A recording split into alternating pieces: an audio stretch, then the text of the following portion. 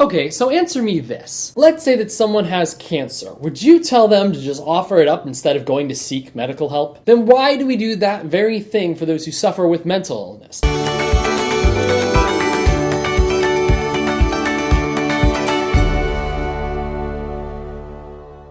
Before you click away, this isn't going to be another mental health episode, although we desperately need this. Instead, I'm going to be talking about the greater issue, which is a lack of people to understand how other Catholics work. I'm not even going to make an analogy. Some people have different ways of praising the Lord than you do. Some people have different ways of spirituality than you do. There's an article that kind of went viral a few days ago about this mom whose daughter is in a wheelchair. And she tried to go to Franciscan Steubenville conferences. They weren't really able to work with her disabilities, or the way they did made her feel alienated, to such a degree that, according to this blog post, the daughter tells her mom, "Mom, I don't think I can be Catholic because even though I believe everything in the church, I don't feel like the church wants me." This is what I want to talk about today, how everyone is different and the church needs to be able to accommodate for a lot of people. I'm going to just use the quote right now. The church is not a museum for saints, it's a hospital for sinners. And as such, not only do we have to help people who are sinful, we have to help people who also have disabilities. Obviously, in some ways, that means making youth group rooms accessible to wheelchairs, or making sure Eucharistic ministers and the priests know where an older person is in the congregation so they can bring communion to them. But there's more reasons than that.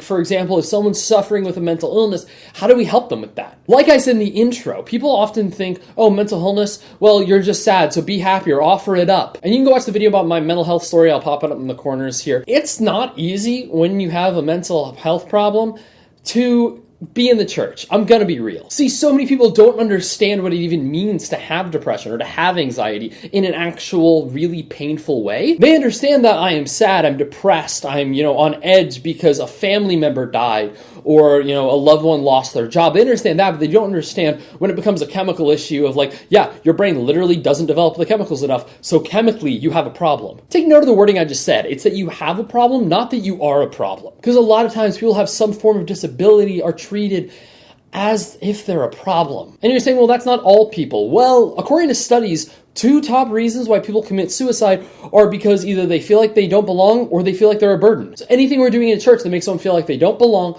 or that they're a burden, we need to stop. That being said, we also have to hold up to the truth of the magisterium of the faith. We can't allow things that are sinful, and we can't allow things that are against truth. So what do we do in those instances where we have to make a choice between accepting someone or allowing the church to fall into some sort of problem? Oftentimes I hear an issue being well, it could lead to scandal if seen this way.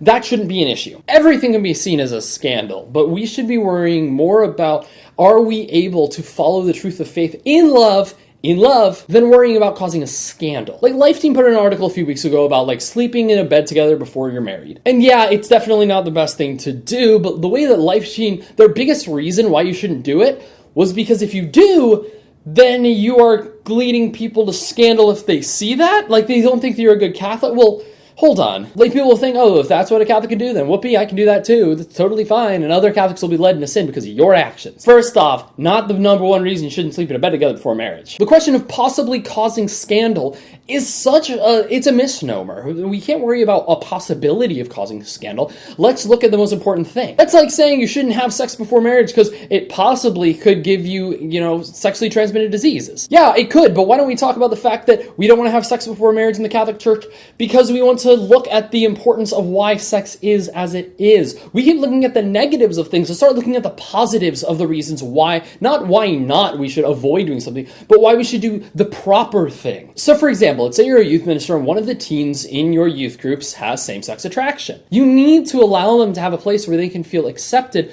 while at the same time teaching the truths of the faith. Acceptance doesn't mean love. You need to help people feel love. Acceptance can follow from that. We shouldn't just blindly accept people without love. If you accept everyone without love, then we're just going to have a problem here. Or if we tell people who suffer from mental illness, just offer up your sad thoughts, that's making them feel misunderstood. That's driving them away from the church. Instead, in all issues, from disabilities to mental illness to physical illness, we need to look at what is the person experiencing and how can we bring love to them. True love, not just blind acceptance of, oh, we love, but real acceptance of, we love you. That's truth acceptance. And we can talk about like acceptance and, oh, we got to accept everyone, or you don't accept me because of who I am. But true acceptance is love. And so we need to understand what it means to love before anything else. If people don't feel loved in the church, a true love, then they will leave the church, just like the girl in the article. So my mission for you for this week, find something around you or someone who's experiencing some sort of pain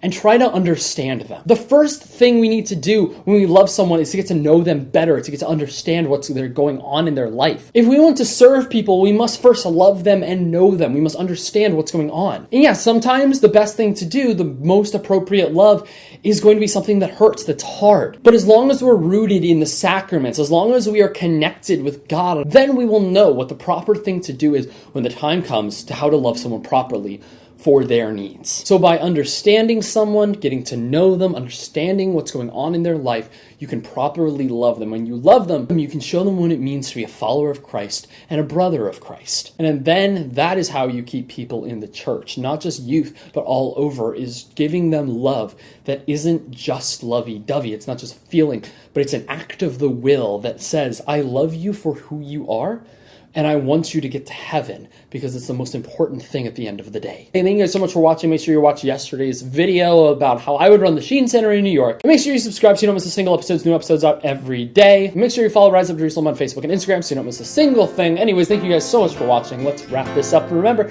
as it was in the beginning, is now, never shall be, rise up and live.